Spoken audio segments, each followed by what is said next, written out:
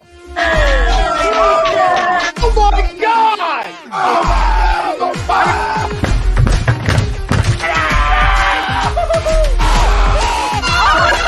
Embarrassed! He's flying! Welcome in. It's almost time.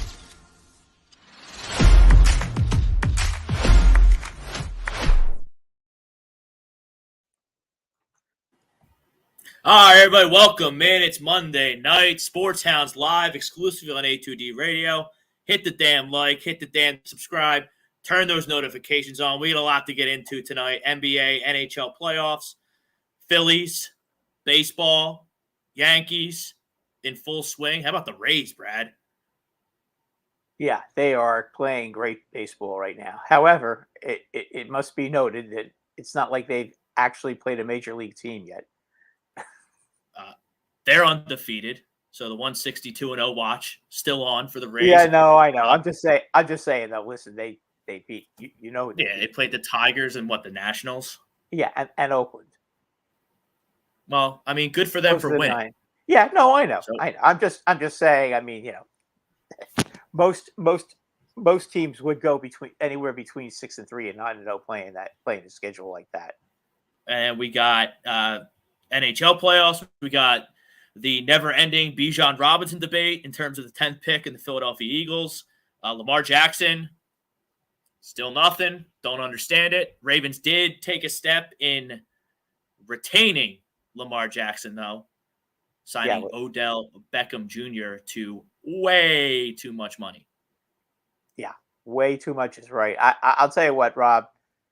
I was kind of hoping the Giants would sign him, but I mean, once I heard he was asking $20 million, I knew there's no way the Giants were gonna pay that much money for him. So I mean, good for him for getting it, though. Good for him for getting it. You can ask for whatever you want. It's shame on the Ravens for paying him too much money. What did he get? 15? 15 plus another 3 potentially in incentives. So he might make $18 million this year. Right. So if he stays healthy, he'll probably get the $18 million. But that's a big if though with him. Hopefully he doesn't take it in Bitcoin like he did when he was on the Rams. Yeah, be a little more financially responsible with this go around because he is injury prone. I'm just looking out for him. Not a financial advisor, but I am looking out for Odell because I enjoy watching him play. I hear you. He's if he stays healthy, that team's going to be tough to beat, no question. That's going to put them in a whole pending they have Lamar. Yeah, it's going to put them in a whole nother sphere of ability. That's for sure. We're always on Facebook. We're always on YouTube. Got all our social media, Twitter, Instagram, everything. We got 2 live watchers right now. Let's try and pump those numbers up. Tell your friends. Tune in to the Sports Hounds. We'll get to your comments later. Each and every week, we are brought to you by Aria Public Adjusting. Don't fight your homeowner's insurance alone. Contact our friends at Aria Public Adjusting. Get you the phone number here in a second. We're also brought to you by our doc, make them yours too, Dr. Paul Vidal, specialized physical therapy. Also brought to you by Alan Foy at eXp Realty, 302-682-8820. Visit him there. There's his website. Looking to buy or sell a home, looking for a change in career or brokerage, contact Alan Foy, eXp Realty. Look, Brad, I mean, we have the Sixers Saturday at 1, and we're going to get to all the series and the play and stuff and the Minnesota Timberwolves getting prior to their playing tournament. Your Knicks back in the mix against the Cleveland Cavaliers. But in terms of leading the show standpoint, I don't really feel the need to debate Joel Embiid being the MVP. That's stupid. It's played out. He's the MVP. He's the best player in the league. A lot of the people that vote on the MVP award have already leaked their ballots, and Joel Embiid is number 1 on that ballot. So Joel Embiid finally going to get his due as the best player in the league, the most valuable player, which he was this year. Should be back-to-back, but like I said, we're going to table the MVP. I don't really discuss and break down Sixers versus Nets ad nauseum. I really don't. As long as this basketball team doesn't do something silly and make me sweat out a 7th game at the Wells Fargo Center, I'm good. You're going to be on the Boston because Boston is going to cream whoever they play in the play-in tournament, the play-in winner that achieves that 7 seed to play the Boston Celtics. Celtics are going to go through them like a hot knife through butter. Sixers are going to go through the Nets like a hot knife through butter. They're going to win. They're minus 900 on whatever, a minus 850, minus 1,000, minus 900 to advance to the second round. Whatever sports book you like for a reason. They're better. They have better players. They have a better coach. They're just better than the Brooklyn Nets.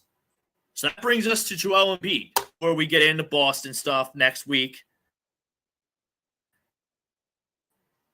Maybe the week after that have played this basketball game. Because I think he ranks pretty high already. Now, we are going to preface this debate with Joel Embiid. We're going to count his MVP for this year right now in his accolades. So our poll question tonight is Joel Embiid a top 10 center ever? Which I wholeheartedly agree to. Joel Embiid could quit tomorrow with his 1 MVP and the dominance that he's shown after the past couple of years and prove to me that he's a top 10 center in the league. He's going to have to win championships and multiple MVPs to crack that top 5. Brad, the top 5, we'll get in the rankings down the line here, but the top 5 is Bill Russell, Wilt Chamberlain, Kareem Abdul-Jabbar, Shaq, and Hakeem Olajuwon. Joel Embiid's got a lot question. No question about any of that. A lot of work to do to crack that top 5. Yeah, that's but, yeah. You can rank them those guys any way you want. Those are the 5 best centers of all time. However, the second tier, there's a little bit of a drop off, but not much. I mean, so then you're getting into guys like Moses Malone, Ewing, Malone, Bob McAdoo. Embiid, David Robinson is in the mix here. Those 5, those would be my next 5. Not necessarily in that order, just throwing it out there. And possibly Willis Reed could be in that spot, in those spots too. After all, Reed did beat Chamberlain twice. But it's very rare in the NBA that you have a center that's the best player on the team, the best offensive player on the team, the best defensive player on the team. The center is the focal point of the offense. I say it all the time. It's a guard league. Basketball it's just a guard league, especially nowadays. But he's the exception to the rule. Which makes him a top 10 center ever right now as we speak with just 1 MVP award and no championships. Agreed. So you have 6. I have Moses Malone at 6. I have David Robinson at 7. David Robinson has an Emmy Award, 1 ring where he was a catalyst in '99 against your Knicks, and 1 kind of towards the end of his career in '03 when the new generation of Spurs kind of took over with Duncan leading the way. Duncan, I'm classifying Tim Duncan as a power forward, as opposed to a center. Yeah, he was on the block a lot, but early in his career, he was a forward. And we're going to treat him like that here. Kevin Garnett, forward, not a true center. In my opinion, in my breakdown. If you disagree with that, let us know in the poll. So I have Joel Embiid 8th on my list. 6 is Moses. 7 is David Robinson. 8 is Joe. 9 is Patrick Ewing. Patrick Ewing, for as good as he was, really his only individual accolade is being Rookie of the Year, which is cool and cute and deserves mention, and he was a really good player, but Joe surpasses him with this MVP award. And I think it was really close probably before that. And then 10, I don't know, take whatever. McAdoo, probably McAdoo. It's probably McAdoo. It could be George Mikan. George Mikan played a long time ago, though. And he played in 1946, didn't he? Yeah, 46, 47. So you're talking about late 40s, early 50s. Right. Yeah, well, he was a superstar. He was the first superstar in the NBA. But, I mean, that's it's hard to it's hard to really say, you know, based on the era that he played in, whether or not he's, well, you know, whether he's at that point. You know, I never saw him play. I've never even seen footage of him. Now, So it's, you know, yeah, if you haven't seen footage of him, there probably isn't any.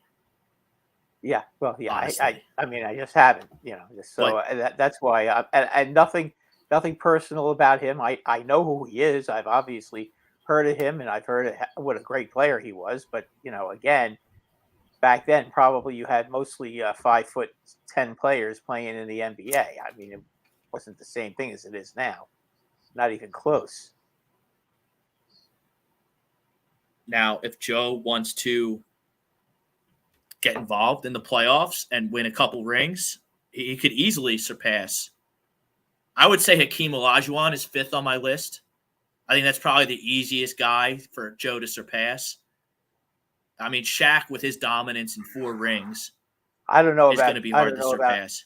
I don't know about Hakeem, and the only reason I say that is because Hakeem was also defensive player of the year a lot. You know, as far as centers go, he was defensively, he was just such an intimidator. I just don't. I don't know about that. If there You was a also got, 3-point shot, if there was a 3-point shot when he played, he would have had a lot of threes because he was a really good shooter too. He had that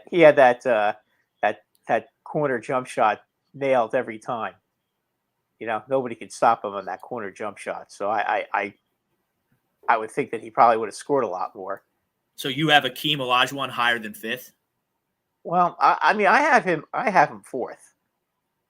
You know, but I mean, you could. I mean, you're talking apples and oranges. I mean, I'm not gonna criticize him at all. He was a great player. But I mean, to me, if you wanted to putting them in order, obviously Wilt would be number 1, Russell number 2, you know, and Jabbar number 3, Shaq number 4, and Hakeem number 5. I can't say he's better than Shaq because Shaq won more championships, you know. And I will say this about Hakeem: when Jordan was playing baseball, Hakeem became the best player in the league, and Houston won both their championships. But Hakeem never beat Jordan either, so that's why I have to put him. Nobody beat Jordan. That's Nobody why Ewing doesn't Jordan. have a ring.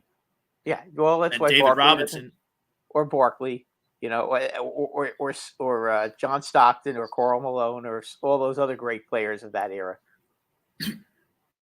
You know, they just played the wrong time. The only reason he's above Joe right now in the 7th spot is because of the 95 MVP. So now Joe is going to match David Robinson in MVP awards, but David Robinson won twice. David Robinson also had a 2-time gold medalist. He's an Army veteran.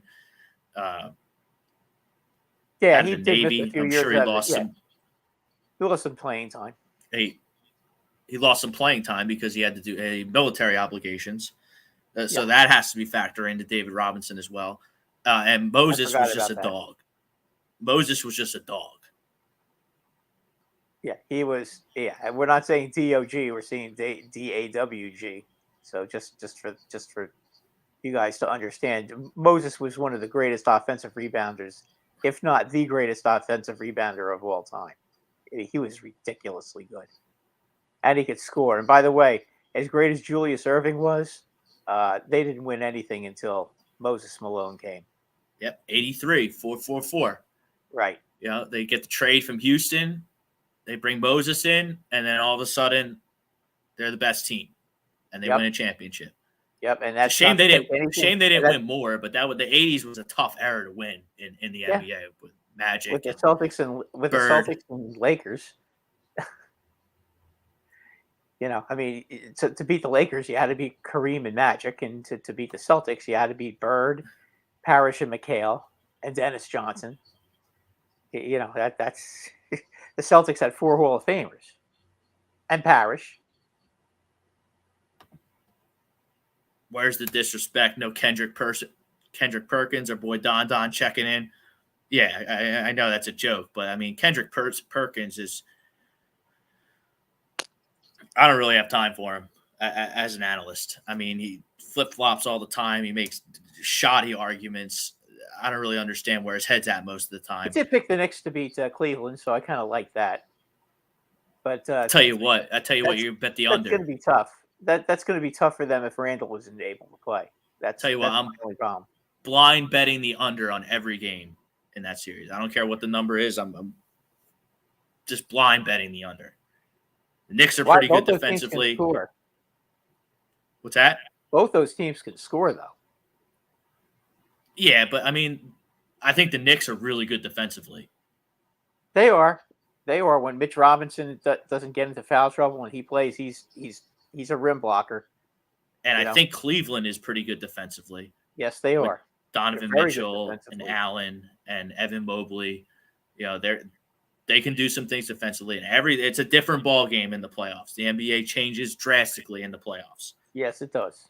Especially once you get to the second round, when you're going to have Milwaukee against Cleveland or New York and Philadelphia versus Boston.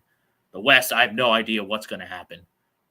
Really don't. I think the bottom seeds could beat the top seeds. I think that's probably what's going to happen. I think Denver and Memphis are extremely vulnerable. I agree. I think they're both going to be out. I mean, listen, the Golden State, Phoenix, and the Lakers, especially if the Lakers are healthy, can beat all those teams. And how about the Dallas Mavericks, Rob? I mean, what a disgrace. I mean, they got Kyrie Irving. The guy's a cancer. The guy is just not as good as he is. I mean, what does that say about Brooklyn getting rid of him? Okay, and still making the playoffs, by the way. Okay, they'll lose to the Sixers. Yeah, they may win a game or two against the Sixers, perhaps. If they can get a couple of miracle games out of Bridges. But what does it say about Kyrie that the Nets got rid of him and they got rid of Durant? They still made the playoffs. It says a lot. It says a lot about the guys they brought in terms of character and skill standpoint. It says a lot about their GM for taking really a huge risk in a league that's run by superstars to say we don't need superstars and we're going to get better, to take that leap of faith, which isn't easy to do at all. And you have a better team, you have a better product. By the way, Ben Simmons will not be playing in this series. He is shut down indefinitely with a back injury. Yeah, well, I have another word for it, but we won't go there. Yeah, he's a loser. I mean, I can't see any team welcoming him to their locker room any further. Yeah, he's a loser. So baffling. The Ben Simmons saga career trajectory is right down the toilet. It's fascinating because he's so good. He has every tool to be Magic Johnson. He doesn't have to shoot. He has no heart. That's the problem. He has no heart, and he can't shoot. I don't even know if he can't shoot, as if he's unwilling to shoot. It's baffling. That's a future 30 for 30. Yeah. The Ben Simmons saga. Did you see the Showtime documentary about him when he was at LSU? No, I did not. I'll tell you what I have been watching a lot of, though. Have you been watching the documentaries about all these wrestlers? Yeah, on A&E. Yeah. They're great. Oh, my God. They had one. They're very well done. Yeah, they had one yesterday on what's his name? Shawn Michaels. It was terrific. Yeah, that was probably a good one. He was a train wreck, and then he found Jesus, and now he's fixed, I guess. Yeah, well, yeah. He became a man when he stopped acting like a dope. And he was definitely on the way to dying if he didn't stop with the drugs and everything else. And got his job back, got his family back, and everything seemed to be great. And now he hangs out with Triple H a lot at these matches.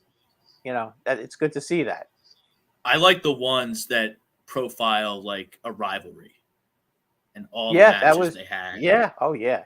Yeah. I watched The Undertaker versus Randy Orton the other day, and it was pretty good. Yeah, they had Goldberg. They had Goldberg on a couple of weeks ago, and who was and yeah, they and how he how he and Bret Hart became mortal enemies because he screwed up one of the things that they were doing where he was supposed to hold him against the ropes and he dropped him and he fell and got injured for real. But Yeah, Bret Hart's that's a a great baby. series. Yeah, I know, but he did get hurt though.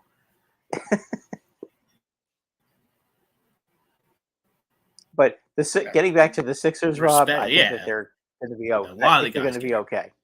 hurt. But We the centers. digress. So I want to hear from you guys out there. You know what your where At you had least okay, Joel because Embiid. nobody cares about this year. Yeah, I mean they're going to beat the Nets. We know that, and he's going to win the MVP. So where does he rank, guys?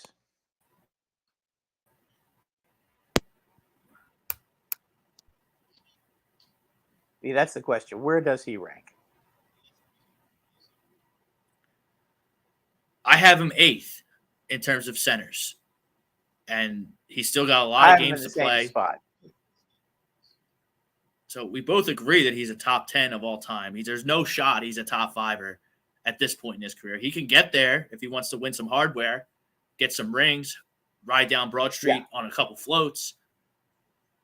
yeah. They've got to But win. He's got to win multiple championships to get into the top 5. One isn't going to do it. First team all defense, first team all NBA would be cool for Joe. I don't think he has either. I can excuse the defense because Rudy Gobert was pretty good for a while there in Utah, took it away from him. And I don't understand why he doesn't have any first team all NBA, but he should get that this year. They always give it to Jokic. Everyone likes Jokic and the offense. They don't factor in the defense. By the way, the reference point of this, it's an article on hoopslist.com. They have Nikola Jokic as the 12th greatest center of all time. Someone asked about Dwight Howard. He's 15th. Joe's better than those guys. I don't care how many. I can't stand them. I hope LeBron plays the Nuggets in the first round and he just sweeps them off the planet. Because I like Memphis. I like John Morant. I don't know if the Lakers can beat the Grizzlies, but I think they'll give them a run for their money because I don't think Memphis makes enough threes. And I really like what the Lakers did at the trade deadline. So, I mean, I hope Jokic and the Nuggets crash and burn this playoff season. That's where I'm at with the Nuggets. But I think they might. Getting some comments. Getting to some comments here. Comments brought to you by Gleason's Bar and Grill. Located in Levittown, 6700 Mill Creek Road. Gleason's Bar and Steaks.com. A2D promo code. Get you 10% off. Dine in, take out, online. Doesn't matter. Tell them we sent you. You get 10% off. Food's absolutely terrific. Getting some comments here.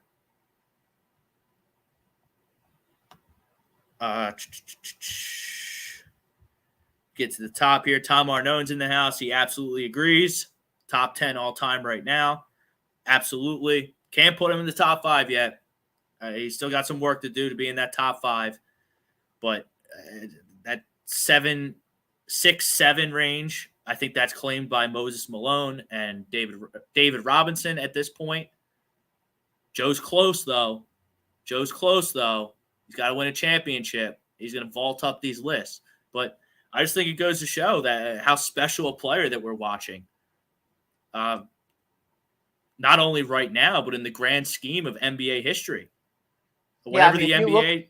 If you look at it, we have him higher than the great Robert Parrish, who really was a great center.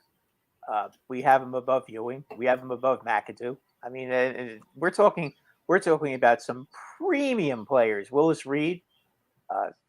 These guys were all just outstanding centers. Don't forget Bob Lanier, who won 2 championships with the Detroit Pistons. I think I would put Willis Reed as my 10th center. You could. He won twice. Beat Chamberlain twice. Don't forget that. Beat Chamberlain twice. He played New York, which I don't care what anyone says. That makes a difference. Where you win and how you win absolutely makes a difference, especially in a sport like basketball. Not all rings are created equal. Like Kevin Durant has a ring, but he was on the Warriors to do it. Can he do it in Phoenix? And put a little more cachet on his name? That would be that would definitely put that would give him a little bit of a medal badge kind of thing to do that in Phoenix, because you know what, Phoenix is not the best team in the league, but if he puts them over the hump, it would be him to put them over the hump. The Warriors already were the champions when they got him. Suns are 8-0 with a healthy Kevin Durant since the trade. Yeah, part of the reason it's an 8-game sample size because he gets hurt a lot. Joe's been durable this year. I think he's matured into being a durable player. You know, he matured a lot with his diet. He doesn't get the tum rums anymore. He's in terrific shape. That's not a question anymore. His passing, he watched Jokic pass the ball and all the assists that he racks up, and he's been working on his passing each and every offseason. Excellent passer of the basketball. So, I mean, it's really special. He also can catch the basketball, which is a big factor as well. Some centers, actually, a lot of centers have problems doing that, catching the basketball. That's not easy. A lot of those guys have trouble with that. So that's something you also have to appreciate about him. And he also has so many ways he can hurt you offensively. He can go on the block. You can put him foul line extended. He can make a three, even though I don't like when he shoots a lot of threes. I don't think that's the best way for the Sixers to win basketball games. But if needed, he can hit a three. He's got the Hakeem Dream Shake. He's got left hand, right hand, anything you could think of. There's not anything Joel Embiid can't do on the basketball. I mean, when's the last time a center was the best player in the league? I know Jokic has some MVP awards, but with respect, I don't think he was. It's tough because Jokic is so good at compiling stats and doesn't play a lick of defense. I don't even know if I would put Nikola Jokic in my top 5 players in the NBA right now. I don't know. Look, the last center to be the best player in the league was probably Shaq. Yeah, 2000 Shaq was ridiculous. Yeah, Shaq was ridiculous. Yeah, Shaq was unstoppable. Nobody could stop him. If he got the ball down low, he was going to get to the basket, and it didn't matter who was there. And Bob, that's a good call. Walton was good for a while, but his knees were so bad by the time he even got to the NBA. We never really saw how good Bill Walton could have been, because when he was at UCLA, he was incredible, just an incredible player. If you want to combine like amateur status with NBA accolades, I mean, Bill Walton would be my 10th. But, I mean, just too many injuries, took years off his career. That's probably kind of the top 10 honorable mention of kind of the best that never was, even though he was damn good. Yeah. Yeah, and again, and we're not including a great center like Robert Parrish, who is an unbelievable player. I mean, we have to give him his due. There was a guy that used to play for the San Francisco Warriors, Nate Thurman, who was like 6'7", but he was kind of like the Charles Barkley of his era, and he played center, and he pulled down a lot of rebounds. He used to give Russell fits, he used to give Reed fits, and he used to give Chamberlain fits. Ryan Swoop, he's in the house, as he usually is. He agrees with the poll. Don 19 chiming in again. Dwight Howard outside the top 10 because his days with the Orlando Magic were amazing. Yeah, they were, but I mean, too short. His prime was too short. He's like the Ryan Howard of centers. Yeah, when he was great. He was great for a while. Not long enough, though. And then, no MVPs, no championships. Ewing sneaks in the top 10 for me because of his longevity. And he did get to the finals twice. I'm sure he's got all NBAs and all-star teams galore. Yeah. So that's really Ewing's kind of the exception to the rule when it comes to centers, where you can really have no rings, no MVP awards, and be a top 10 center. He was kind of the Dan Marino of basketball. Just a fabulous player, but unfortunately for him, he played in the wrong era. Every year he had to go up against Michael Jordan, and he couldn't beat Jordan. And you know what? When the Knicks got to the finals in the 2 years that he was in the finals, guess who wasn't there? Michael Jordan. That was Knicks Rockets twice. It was Knicks Rockets the first time, and then it was Knicks Spurs the second time. So he lost to. He was hurt. He was hurt in '99, wasn't he? He was hurt in '99 when he would have had to go up against Robinson and Duncan, and in '94, I think in '93, '94, they lost in the finals. He lost against Hakeem.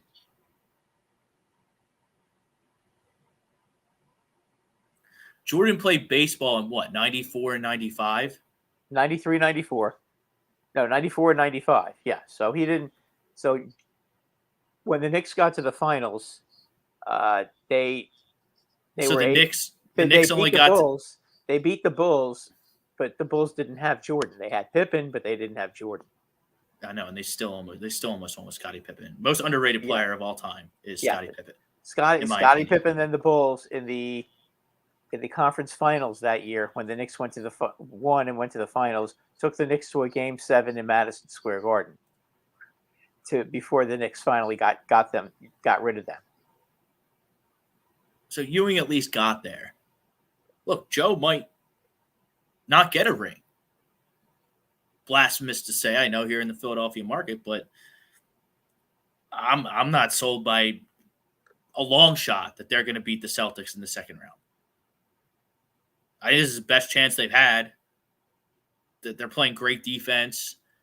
Maxi's playing really well. Harden been leading the league in assists. But is Tobias Harris going to show up? I don't know. Are these supporting guys going to show up? That's what you're going to need. Because the Celtics, they're going to let Joe get his. And they're going to try and stop everybody else. Right. And they've got Tatum and they've got Brown. So, they've got two superstars who can definitely light it up. And they're a deep team, and they're going to be trouble for anybody. MBD on YouTube. Joel Embiid may be the most gifted 5 of all time. We'll have to see where he ranks in terms of accomplishments. Does he have a better skill set than Hakeem or Shaq or Kareem or? Not Kareem. I can't. Definitely not. Definitely not Kareem. No, definitely not Kareem, and definitely not Wilt. Definitely not Russell. Russell won 11 championships. I don't care what anybody says about Russell with his stats. Russell won 11 championships. Okay, and he was the one that beat Wilt every time, stinking time. Yeah, how many times did Wilt beat Russell? Once. Yeah, I think only once. Every other Bill year. Bill Russell, I think he played 13 years. He won 11 championships. Yeah. You could run. Yeah, 9 in a row. And Wilt was in there for most. And Wilt was in there for quite a few of them. I think from 59 to 69, and they only lost one championship in that period, and that was to Wilt when the Sixers had probably one of the greatest teams of all time, when they had Billy Cunningham and Chet Walker, and think about this. They had those guys. They also had Bill Melchione and some other guys who were just ridiculously good. Luke Jackson, it was that team. Hal Greer, you can't forget him. I mean, he had some great players so anybody who wants to sit there and say, well, Russell had played with a bunch of all-stars. Oh, we'll play with a bunch of all-stars too. He just couldn't beat him. And no. And Russell was the kryptonite for Chamberlain. And really the only knack was Shaq didn't shoot threes. Shaq didn't have to shoot threes. No. Nor did any of the other top fives, even though some of them could. Shaq was so dominant. And early in his career when he was with the Magic and he was a boss. I mean, if you got in front of Shaq when he was motoring, luck to you. You might get yourself hurt. Yeah, you go right through the floor. It took a lot of time for NBA referees to catch up to Shaq's speed, strength, and dominance because he would get hacked and it wouldn't get called because he was so big and strong it would look like nothing. And exactly. That's another HBO documentary you should check out. The Shaq, I think it's 4 parts. He finally just said, like, okay, I'm going to start fouling guys as hard as they're fouling me. And then the referees caught up real quick because someone was about to get killed. Joe's not that type of dominant. He's a different kind of dominant. Yeah, not yet. Hakeem was all he'll never be and legs. Hakeem was whole arms and legs. Hakeem he couldn't really stop Shaq either. Let's be honest, okay? He just was real good at drawing offensive fouls. That was the difference. And when he got positioned underneath, if you hit him, he went down, and he would get the foul call every time because of his incredible positioning. So that's what that's all about. Jake Friel, getting back wrestling for a second. The Andre the Giant documentary was fantastic. Yes, it was. I saw that one too. That was really good. You're right. The fact that guy could drink a case of beer, before and after wrestling. I mean, geez, a case of beer. I mean, he did weigh 500 pounds, but a case of beer, Rob? A case? He would drink 4 bottles of wine and then go wrestle. Yeah, I know he would. I mean, it's unbelievable. Hulk Hogan said he passed out in the lobby one time from drinking too much, and the hotel staff was looking around at the other wrestlers like, what do we do? We get him out of here. Like, there's nothing you can do. You got to wait till he wakes up. Yeah. He slept there all night. Yeah. I think one of his handlers or something said that his only job was to make sure Andre got to the match and got home from the match. And they had like an 80-mile road trip to like the next city or something. And Andre the Giant just housed 3 cases of beer in 80 miles and didn't go to the bathroom once. Greatest drinker of all time. Oh, by far. Ryan Swoop. Tyrese Maxey will be the third option in the playoffs and score 20 per game. But even with that, saying Tobias will have to be scored around 18 most of the games. Harden needs to be great, of course. Melton had to be consistent. 12 a game. I mean, look, whoever the top 3 scorers are, Ryan, for the Sixers to beat the Boston Celtics. Again, I'm not even talking about the Nets tonight. It's a pointless exercise. You make the poll, are the Sixers going to beat the Brooklyn Nets? Everyone just should be a big agree fest. I thought you were going to push back on Joe being a top 10 center, but I'm glad you've come to your senses. You even pushed back to me because I said like a year ago Embiid was better than Patrick Ewing. You jumped down my throat, so I'm finally glad you've seen the light. But, Ryan, for the Sixers to beat the Boston Celtics, the Sixers' top 3 scorers, whoever they are going to have to score 75 points at least. You're probably going to get 30, 35 from Joe, and then 35 and 20 from Harden is what? 55? 55. And then what? Another 20, 25 from Maxey or Tobias? I'm not good at math, but I mean, that brings you 80 to 85 points. That's what you're going to need to beat the Boston Celtics. And if the Celtics are going to, I mean, Joe just dropped 52 on Boston the other night, solidifying his MVP award. He played fantastic. Got to take it with a grain of salt, though. Brown also wasn't playing that game either. Yeah, you got to take it with a grain of salt, though. So, but it's still guys 52 are out. is 52. I mean, that's the Celtics are still good without Brown. They're still good. So you can't. It's not like he was doing it against Houston or San Antonio. I mean, he still did it against a very representative team. But I mean, Sixers are going to have to win their home games against the Boston Celtics. Oh, absolutely. Sixers have been really good at home. You're going to have to. You're not going to have home court against Boston, which I thought was a necessity for them to beat Boston or Milwaukee. They're not going to have that against either team. Match up a little better, I think, against Milwaukee as opposed to Boston. Look, Boston, the Sixers just don't beat Boston. They just don't. It's been a 5-year saga against Boston, I feel like, where the Sixers just haven't been good enough to get it done. Unfortunately, Rob, when it comes to tradition in the NBA, the Celtics have always been a major thorn in the side of the Philadelphia 76ers. That goes back a long time. It's not just now. It's been always. So if the Sixers can get MVP Joe, 75 from their top 3 scorers, win their home games, go up to TD Garden in Boston in a Game 7, and you see what happens. Maybe you win, maybe you don't. You're holding the gun to my head. And by the way, nothing that could possibly happen in this Nets series changes my mind.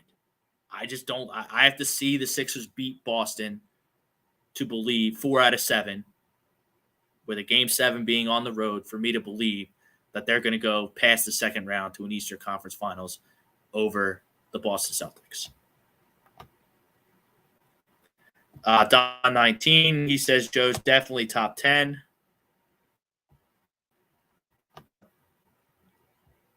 Tyrese, I mean, I know Ryan Swoop, we just read his comment about Tyrese historically struggled against the ball. It's going to change. Because I think the path is the top 3 scorers to be Harden, Maxey, and Embiid, as opposed to Tobias, who you can't trust as far as you can throw him. But he doesn't have to be a huge scorer. He just has to be, he has to be a plus. Let's put it this way: he has to be a plus player. He can't be a minus player in a series against Boston. You know what I mean by plus minus? I hear you on that. Stat. They have that stat in hockey, and I don't know if they keep it in basketball, but he's got to be a plus player when he's on the floor. They do, okay, because that's. Are you kidding me? They have every freaking stat you can imagine. They have Raptor factor, which I don't even know what it is. They have analytics galore in the NBA. Okay, because that's something that's got to happen. Because if he's a minus out there, then that's going to be a problem. Well, I also can't have Tobias Harris making $37 million, the highest paid player on the whole team, scoring 8 points against the Boston Celtics. Well, at this point, whatever it takes for them to win, you have to forget about how much money somebody's making. Just win. That's going to be the key. It's really been the key the regular season is you want to make sure that that Joel Embiid is healthy going into the playoffs, which he is. Doesn't seem like anybody's got any major injuries, which is good. So I mean, let's see what happens. I mean, they have their chance now. They squandered a lot of possibilities. I think Joe's got 2 MVP level seasons left in him before he starts. Before he plateaus and starts going the other way. This is the time they got to win. They're built to win now. They're a now team. Let's get it done already. Yeah, I like to say, if not now, when? Yeah, not now, when? When are you going to do it? That's what I'm thinking. I mean, what would change after this year? I mean, they're not a young team, So I mean, get it done now. Harden is healthy now. There's no guarantee next year that he's going to be healthy or as good as he is this year, because he's not a young player. Embiid is still really good. And as I said, everybody is there and everybody's healthy. This is the year they've got to do it. So get it done on the court. Let's not end up getting into have an epic series against Brooklyn and get rid of them quickly. And make sure you get enough rest so that you're ready to get ready for Boston, and let the chips fall where they may. Phillies putting it on. Reigning NL Cy Young winner, Sandy Alcantara. Extra base hits galore. Phillies up 9-0 sixth. Wow. Okay. Can lock this one down, which they didn't do yesterday. Would have been nice to sweep the Reds because they stink. They have some decent pitchers over there in Cincinnati, but their lineup is putrid. Kind of annoyed me. I was at the game yesterday. Kind of annoyed me they didn't get a sweep. Thought they needed it. I thought that they did too. This round 9-0. We'll get into baseball a little later. Yankees trailing right now, 3-2 Olivio. in the top of the 8th. By the way, it's a Cleveland. I'm loving the pitch clock. By the way, yeah, I think the pitch clock's working out pretty good. These games are. It takes away miscellaneous time that you're sitting around and nothing's happening. Mound visits are limited. I still don't like the pickoff stuff. I think there needs to be a happy medium there, but I mean, they're making it too easy to steal bases. They're making it way too easy to steal. Yeah, it's if you have any type of speed whatsoever and you get on first, you should be on second. That includes guys like Schwarber and Bryce when he comes back. Bryson Stott, I think he stole 2 bases yesterday. Bohm is athletic enough to steal bases, and it's just a trickle-down effect. Second base is free. Judge stole a base on when was it, on Friday? He stole, and basically the guy had already thrown over there twice, and he basically got a free base. Then it really becomes free. Yeah, it's that's something that they've got to come to a happy medium. I mean, it puts a lot more pressure on your catcher to shut down the running game, which JT has done. It's impossible to completely shut it down now. Dear Lord, Philly's got to save some for tomorrow. 13-0 Phillies, Brad. Oh, Alec Blanco's yard is 3rd of the year. Let's save some, boys. I hate that when they go out and score 15 runs in a game, then they don't score the rest of the week. Sticks in my craw. Hopefully, that happens. That happens to a lot of teams, though. But we'll see. It's also nice to see because I looked at the lineup today by Rob Thompson. You have JT getting a day off, and Derek Hall's hurt now. You really only have 2 possible options at first base, unless you're going to do something crazy and move Castellanos or Schwarber there. I looked at the lineup today with Stott leading off today, and then you have guys like Cody Clemens getting some time. Stubbs is in there. Against a star pitcher like that, I was a little worried. Clearly, I didn't have to be. Chris Olivio, Wilt, Russell, Kareem, Moses, Akeem, Shaq, Ewing, David Robinson all got to the finals. Embiid can sit in this group if he gets to a finals. Yeah, but Chris, and it's a good point because I think centers, more than any other position in basketball, get measured by their accolades as opposed to eye tests. It's easy to look at a guard and say he can play, right? But you also have to look like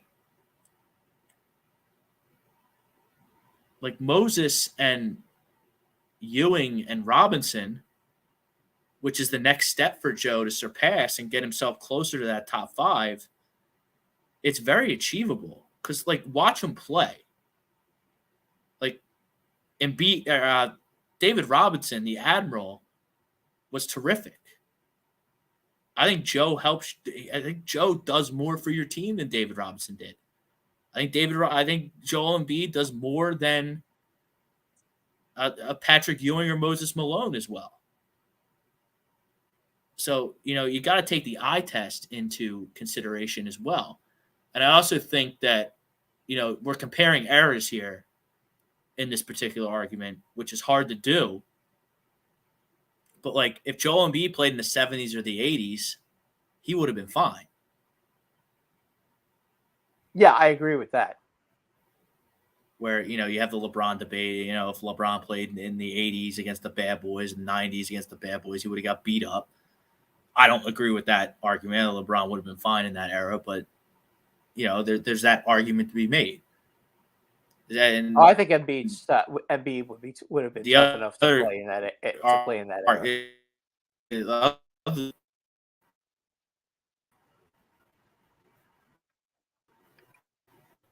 Maybe not in as early, but the Joel Embiid we saw last year and this year absolutely could have played in any era, and he would have been dominant and one of the greats. Don 19. I mean, get Andrew Bynum out of here. I know Sixers fan. Andrew Bynum. Here it is, but Andrew Bynum was pretty good too. Andrew Bynum. Bynum fell He ass never played backwards. a game for the Sixers. I think he played a few. Okay.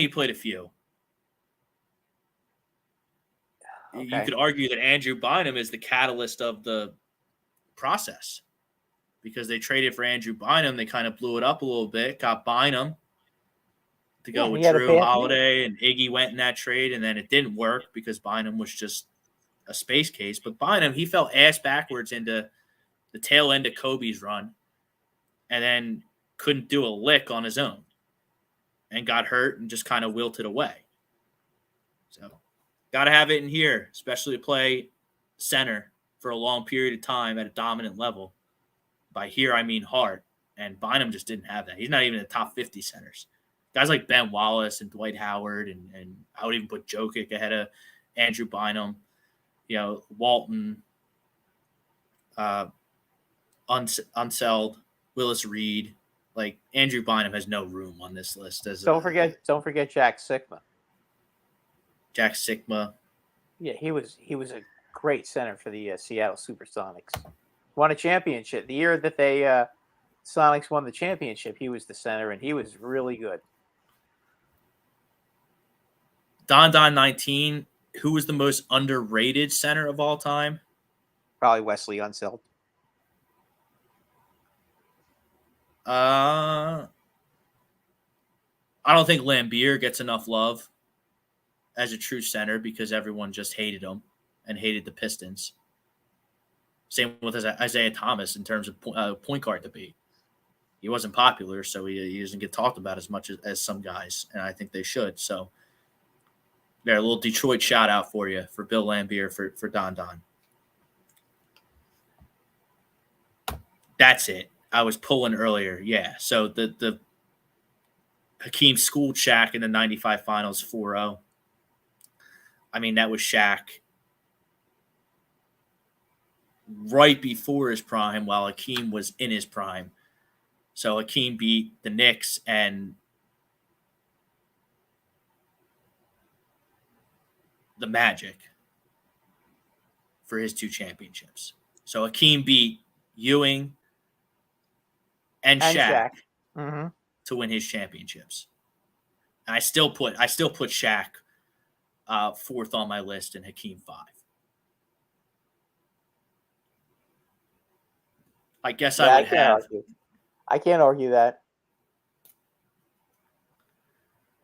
Shaq won more championships. Shaq won 4 championships.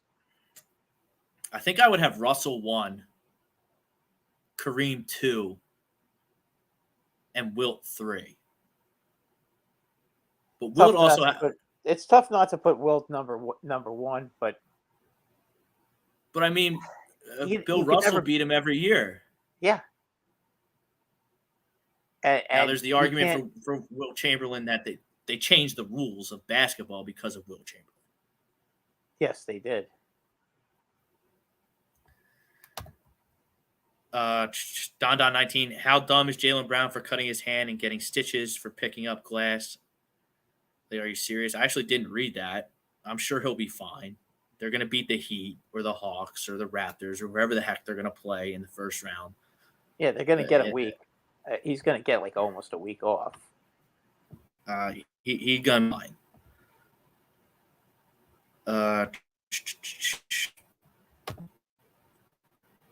Alonzo Mourning was a very good center. Bootzilla. Lonzo Mourning not in the top 10 though. Bob Lanier we talked about. Neither is Dikembe Mutombo. I would put Ben Wallace in the top 20. He didn't score enough. But that's what you get when you get outside the top 10. You got guys that were pretty good all-around players that probably won a lot and played outstanding defense, which Ben Wallace did. Yeah, he did. Ben Wallace way better than Andrew Bynum.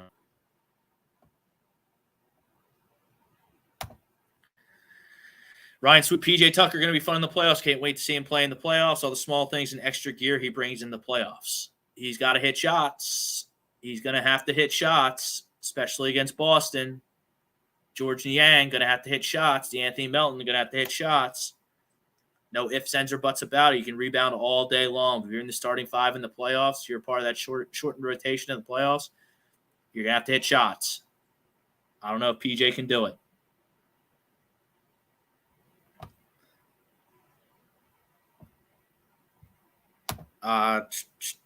Greg Malafit, what's the fellas need a ship or an MVP to be top 10? Well, we're giving Joe the MVP this year. I think it's safe to say that he's going to win the MVP. He should win the MVP. He should have won the MVP last year. A lot of the guys that have a say in the MVP in the press have leaked their ballots, so to speak, and Joe is number one on pretty much everyone I saw, at least that I respect, had Joe first. Redick had Giannis, which I don't get that at all. I don't think Giannis has played it nearly at the level that Joel Embiid has this year. And Jalen Rose, he changes his pick every day.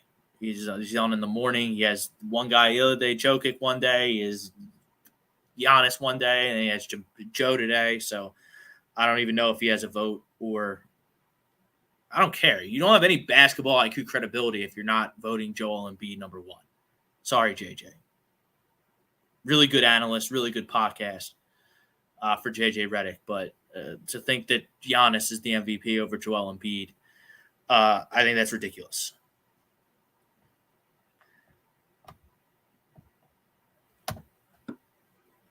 Ryan Swoop. Sixers in the playoffs for most games, especially versus the great teams. 28 points from Embiid, 18 to 20 points from Harden. Harden does a lot with assisting. Joe's got to get more than 28 for you to beat the Celtics. If Joel Embiid averages 28 a game against the Boston Celtics, Sixers are going to lose. I'll tell you that right now. Sixers are going to lose.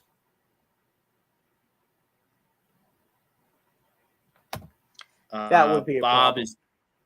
Bob is pounding the table for Bill Walton. 2 championship finals MVP with Portland, and he also won an MVP of the league. He's got Joe 9th or 10th.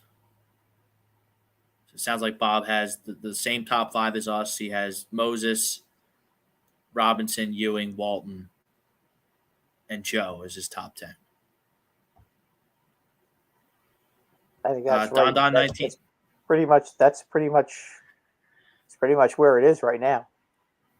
And to move into the top 5, though, he's going to have to win multiple championships.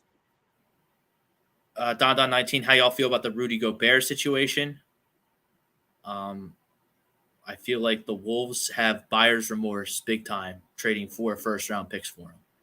Because now the chips are going to be on the table. Not technically a do-or-die situation. Because if they lose the 7-8 game, they still get to play in the second part of the play and to get themselves into that top 8. But boy, oh boy, they're going to play the Lakers tomorrow.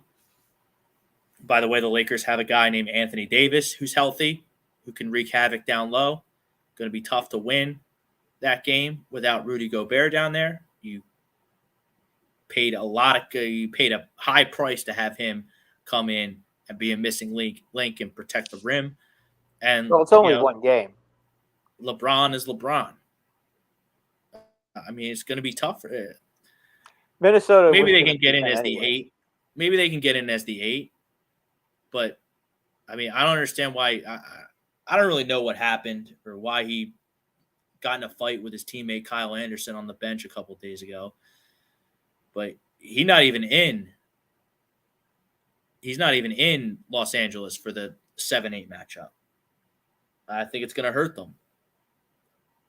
I mean, if you really got that big of a problem with a teammate, you settle in the locker room, not on the bench where everyone can see.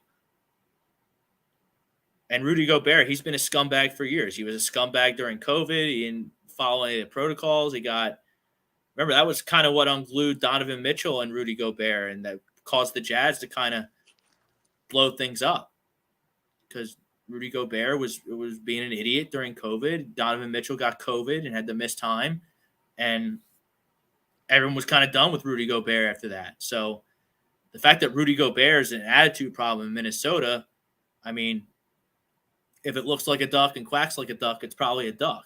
And Rudy Gobert is a duck, so to speak. Yeah, absolutely. Don 19 has the Knicks over the Cavs in 6 games. I like the 6 games prediction. I agree with them completely on that one. Do the Knicks have enough star power to win a playoff round? I don't think they do. I like the Cavs in that series. And it's only because of Donovan Mitchell. I love what the Knicks are doing. Oh, Brunson is just as good as he is, to be honest with you, Rob. Brunson can do everything. Brunson can do everything that Mitchell can do. I bet you the Dallas Mavericks wish they had Jalen Brunson still. I'm sure they do. I don't think there's any question about that. I mean, it looks like Luka is done there in Dallas. Mark Cuban's terrified that he's going to request a trade this offseason. That would be. Suppose he got traded to the Knicks. That would be the missing piece. That would be the superstar. That would be the superstar they need. But he's another compiler. He's like Jokic. He's a compiler. Carmelo Anthony was a compiler. Carmelo Anthony had to do it all. The problem with Carmelo Anthony, Rob, was that he had to do it all by himself. I mean, the only guy he had that was really good was J.R. Smith. That's just not enough. He didn't have enough guys around him. When he played in the Olympics with a bunch of stars, he was great. Yeah, and he has 3 gold medals, most of anybody. Yeah, that's what I mean. But you have to look at it you have to look at it and realize that had a lot to do with it. The Knicks had a lack of players. They have really good players. They don't have a superstar, but they do have star. I mean, you can't sit here and say that Brunson's not a star. The problem with Luka is he needs the ball. And the problem with trading him to the Knicks is... So does Julius Randle. Julius Randle would have to have the ball, too. And I don't think Luka even makes sense. Look, if you can get Luka, and he's obviously a great player, but he needs the ball. He's not going to defend. And... well, that would be a problem if they had Thibodeau as a coach, because, Thibodeau wants everybody playing defense. That's like a primary concern for him. But and you're teaming him up with Jalen Brunson. If the Knicks were to pull that trade off, I can't imagine Jalen Brunson would be in the trade because you just signed him. You want to find guys to team up. I don't know. Brunson. Yeah, I mean the problem is they've already been teammates. But Brad, they've already been teammates in Dallas, and Mark Cuban and the brass there decided that it didn't work, and they let Jalen Brunson walk. I don't know if they decided it didn't work or they just couldn't afford to pay another guy $100 million. Well, I mean, what's Kyrie make? A lot. They got him. But Kyrie is also a free agent after this year. Kyrie can walk. And now then Dallas is just going to have Luka and a bunch of nobodies because you traded all your depth, right, for Kyrie to try and make a run, and Kyrie doesn't flourish off the ball. Kyrie doesn't flourish, period, unless he's the center of attention. And he's a big baby, too. And I mean, there's a reason why he's been traded from Boston and from now Brooklyn and Boston. I mean, at what point do we start saying Kyrie is the problem? I think people have been saying it for a while, but now you can't even dispute it. And I always try and give uber talented guys like Kyrie the benefit of the doubt. Like I mean, I should have cared, but I mean, him railroading Boston into the ground, I mean, that brought a sick little smile to my face because I don't like Boston at all at anything. But I mean, Brooklyn, he couldn't get along with anybody. Dallas, he can't get along with anybody.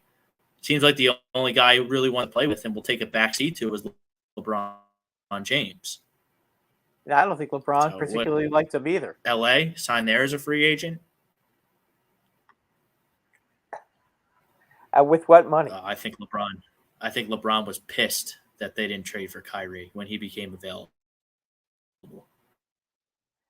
Well, obviously Brooklyn got a better deal. But from Lakers are in the position that they have Dallas right now because of what they didn't do at the trade deadline, bringing in Kyrie. Instead, they brought in D'Angelo Russell. D'Angelo Russell is a nice player.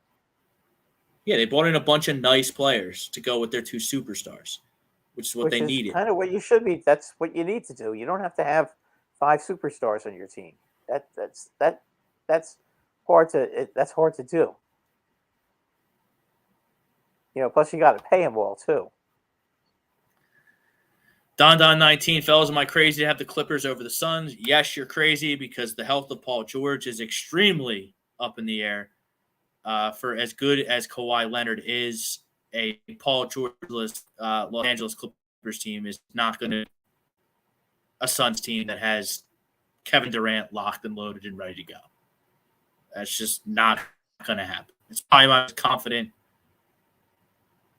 prediction in all of the NBA playoffs is that the Suns are going to make quick work of the Clippers. Kyrie to the Rockets, Kyrie to the Spurs, like whatever. Go be the center of attention and there. That's fine. Who cares?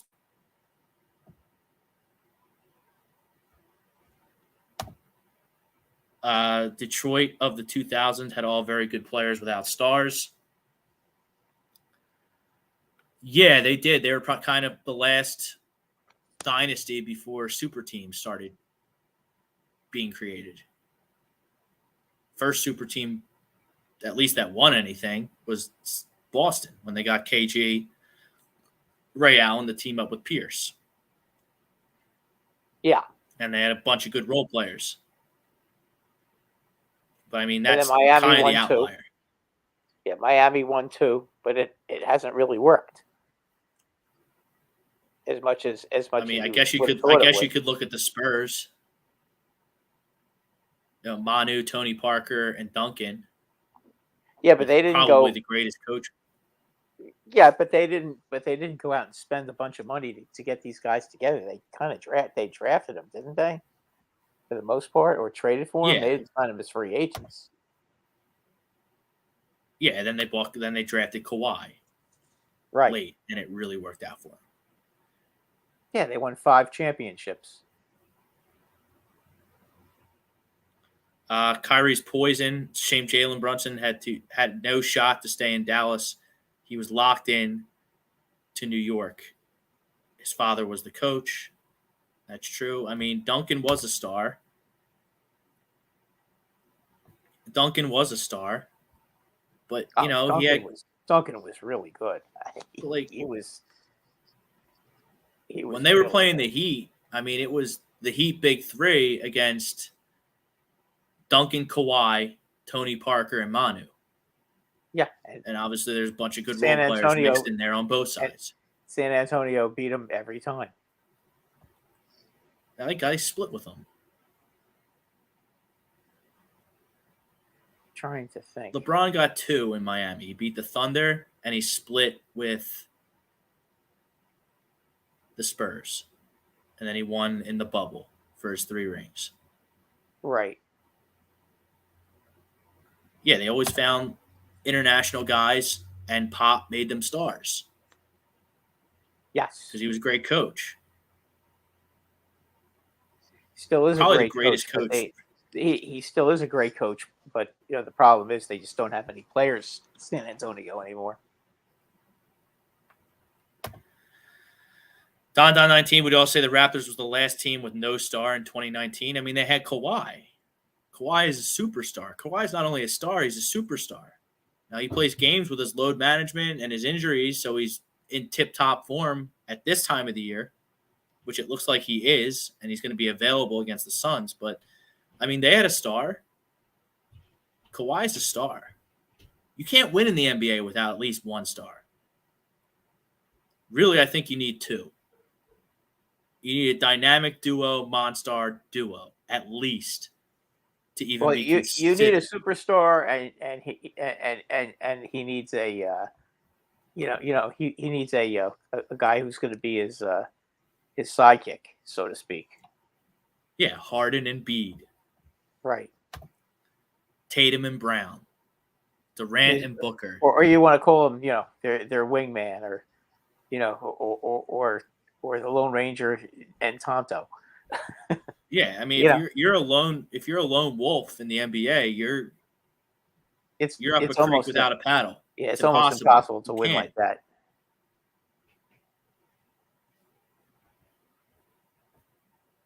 Great guard. You can find those guys, though. Great guard and ball dominating player, too. Not sure who that's in reference to, but you need those guys, too. It's hard to win championships in any of the 4 major sports. Any of the 4 major sports. You can't do it without stars. Even with stars, it's hard. Look at the Oilers and the Maple Leafs. They have stars all over the place. They have for years. They don't win. No, they don't. Don 19, the Sixers front office should have built a monster team around Allen Iverson. They tried. Don. They bought in countless second fiddles, Robins, if you will, to play with Allen Iverson. And the most success Allen Iverson ever had in the NBA from a team standpoint was in 2001 when they had Allen Iverson and a bunch of Joes.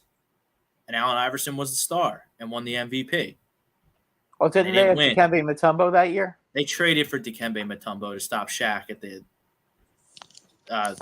trade deadline that year, yes. But like they had Eric Snow, Aaron McKee, Tyrone Hill, George Lynch, Jermaine Jones, Rajah Bell, a young Rajah Bell.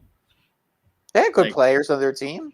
They had good players. Good, yes, but they only had one great player, and they lost to the Lakers. And Allen Iverson found his most success playing with average guys around him that complimented him and didn't get in his way. Right, and Mutombo was mostly a great defensive player and rebounder. Yeah, but that that's what I'm saying. I still maintain to this day that if Theo Ratliff didn't get hurt, remember Theo Ratliff, he was a young, athletic center, and he broke his wrist and had to miss the year. So they were boxed in to trading for Dikembe Mutombo at some point because the only 2 other centers on the team were Matt Geiger and Todd McCulloch. And they weren't good enough. Basically, they just put him in for 6 minutes each against Shaq, and they got their 6 fouls and sat down, and Dikembe Mutombo played the rest of the time. And the Sixers had their chances in that final. They had lost on 2 last-second shots by Robert Horry and lost in 5. Really fun team. All right, Brad, let's segue to what do you want to do next? Hockey or baseball? Oh, we could do baseball if you want to do baseball. We should probably do hockey. We should probably do hockey first because there's a lot of stuff to talk about. Let's do hockey because I watched some hockey over the weekend, and and there's a lot of stuff to talk about right now. As far as the standings go, if you recall, the last time our show was on, I had mentioned that the Rangers had nothing to gain by winning. Well, all of a sudden, they continue to win, and if they beat the Sabres tonight, they could be in a tie for second place and one point behind Carolina, who's losing. So all of a sudden, with with one game left, there's a possibility the Rangers could actually win this division, which would be huge for them. Then they don't have to play the Devils in the first round, and then they wouldn't even have to play Carolina in the first round. Tell you what, I watched the Bruins and the Devils on Saturday night. The Bruins are good. The Bruins are damn good. Yeah, they're great. And they're probably going to set the record for most wins, most points. They already have. There you go. Because they beat the Flyers on Sunday night. The Bruins are a great team. The only thing we have to wonder about is, will they continue to play as well in the NHL playoffs? Because as you know, the playoffs are a completely different animal. What are they going to play? Florida they're going to play Florida in the first round. They would play either Florida or the Islanders. Right now, as it stands, Pittsburgh right now is not in the playoffs. So we'll see. It's gotten to a point where it's going to come right down to the wire. What do you make of the Bruins scuttlebutt that President's Trophy winners, these teams that pile up regular season wins, a lot of the times they don't really fare too well in the playoffs. They never fare well in the playoffs. That's been going on for a long time. I mean, the Flyers had some loaded teams that didn't win. Tampa Bay had some loaded teams that didn't win. Alex Ovechkin, I didn't think he was ever going to win. All the times he piled up all those regular season accolades. Finally got one. Didn't. Yeah, and he finally got one, but they didn't have the best record in the league that year. So, where do you see the upset happening with the Bruins? Second round. So not the first round. No, you think they go through Florida? I think they'll beat Florida and they'll beat the Islanders. I think the Islanders could give them a tough time because the Islanders have the kind of goaltending that Florida does not have. And the Islanders could be tough because Sorokin is really good, and Varlamov is their backup, so they've got real good goaltending, and that's what it's going to take to beat the Boston Bruins. But I don't think that either one of those teams can. Now, the winner of Toronto and Tampa Bay could certainly give the Bruins a good run for their money. I'm starting to go more and more with Toronto in the playoffs, and I've never picked them before in the playoffs since we've been on the air to win a round in the playoffs. But I just think that some of the guys that they got, especially the fact that they got Ryan O'Reilly, I think he really makes a big difference in Toronto. And I think Toronto, it's about time for them to get past Tampa Bay in the first round. And I think if they can get past Tampa Bay in the first round, I think you could see them shock Boston. And at the bottom of the East, I mean, there's Dylan Ushler, a resident Calgary Flames fan. Hopefully my Flames make it. I don't think rely so. On two must wins. Dylan, you know that they blew it last week when they lost to the Blackhawks. That was the most unexcusable, ridiculous loss I've seen all season. How do you, in a must-win game, how do you lose at home to the worst team or maybe the second worst team in the NHL? I know you made two ridiculous turnovers that cost you the game, but you can't let that happen in a game like that, not against that team. That'd be like the Rangers losing to Columbus last night, or rather on the Saturday night, if the Rangers had something to play for. And lo and behold, the Rangers win, and then the Devils and Carolina both lose again. Suddenly the Rangers are 3 points behind Carolina and 2 points behind the Devils. And if they win tonight, they're even with the Devils and they're 1 point behind Carolina. I mean, go figure. And then they have one game left with Toronto to finish out the season. They could come in first, second, or third. I never thought that was going to happen. Kadri. Kadri is the whipping boy for Flames fans. You know Kadri what? Looks like some bad blood maybe there between him and the coach, according to Dylan. You know what? Everybody seems to have a problem with that coach, Dylan. Everybody seems to be fighting with Sutter. You know what? Don't blame the coach. The coach doesn't go out there and play. Okay, and Jacob Markstrom actually has to start making some saves in a big spot because he's been soft as butter in goal. He's not played as well as he should have. So I don't want to hear that. That's ridiculous. Don't blame the Martin team. Lynch, we kind of just touched on the Leafs. Yeah, I think the Leafs. You guys think the Leafs choke again this year? No, I think they get out of the first round. I think they're going to end up playing the Rangers in the semifinals. Then the Rangers will beat them. They wouldn't have I think that's to play Boston. Well, I'm hoping against hope that the Leafs beat Boston. That's kind of my big hope. Somehow the Leafs beat Boston and the Rangers play the Leafs in the semifinals. I think the Rangers are live in this thing. I have a bet on them, so I have that to root. But I'll tell you what, Rob, they could lose in the first round to the Devils too. Yeah, don't overlook the Devils. They could definitely beat the Rangers. Devils played really good against Boston on Saturday night. They lost 2-1. All the goals were in the first 10 minutes of the game. But, I mean, the Devils, they're a really good hockey team too. Oh, yeah. Oh, they're very good. They're very good. The only thing I wonder about with the Devils is, the playoffs are a different animal. Are they still gonna be as good in the playoffs as they're playing in the regular season? A lot of times, the first time in the playoffs for a lot of these guys, you don't know what to expect and what's going to happen. Generally, any deficiencies that you might have show up in the playoffs. So we'll see about the Devils. But they're a really good team, and you know what? The Rangers could be out in the first round this year. They could easily be out in the first round, or they could possibly win the cup. It's that close. By the way, the Rangers are doing their best to make sure that the Sabres don't make the playoffs. The Sabres, in a must-win situation at the Garden, are losing to the Rangers after 2-1. Panarin scored both goals for the Rangers.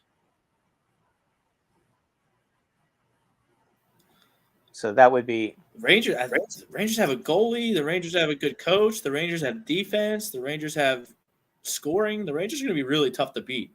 And to your point about, don't you think that there's something to be said, especially in hockey, where absolutely anything can happen, that sometimes expectations and, being the champion, most points, most wins, like the Bruins and the Lightning and the Capitals have been, you're expected to win.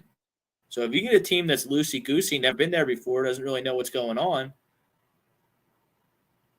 I think teams that play loose, I guess my point is teams that play loose in the NHL playoffs tend to advance. I think that burned the Capitals a bunch of years. They would get in the playoffs and they'd be the 1 seed and they would have all these expectations and they wouldn't be able to handle it. Leafs also fall into that category. Yep, exactly. I have a feeling this year the Leafs are going to get past that. I know that yes, the Tampa Bay has the goaltending. They've got the best goaltender in the world. We know that. Okay, but I just think that this time the Leafs went out at the deadline and got some character players on their team, and at this point, I think they finally are going to get over the hump. They've got goaltending now. It may not be quite. I mean, they don't have Vasilevsky. I agree with that, but they've got enough goaltending now. They've got enough defense. They really can do it all. They've been real good since the trade deadline. I like the moves they made. I think that they can finally beat Tampa Bay. If they get over the hump in the first round, then God only knows what kind of damage they're prepared to do. And the Bruins will be sitting there as the favorites. And with the Leafs, the Leafs will be mighty tough for the Bruins. Look, looking to the West, who's the best team in the West, Brad? I know you've been talking about Colorado for a couple Colorado of weeks right now is now in first place in their division. So, and I've been saying Colorado is coming on. I know that the guys on Hockey Happy Hour are pretty much they like the Golden Knights and they like Dallas. I think Colorado is going to end up being the team in there.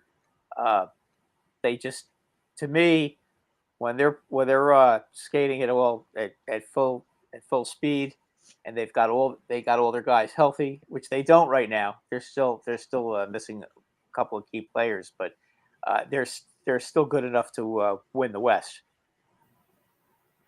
I mean, I absolutely think that Colorado is going to be the team that's going to come out of there. And Dylan likes the Kings. I don't think the Kings are going to win any Stanley Cup this year. They're just not good enough defensively.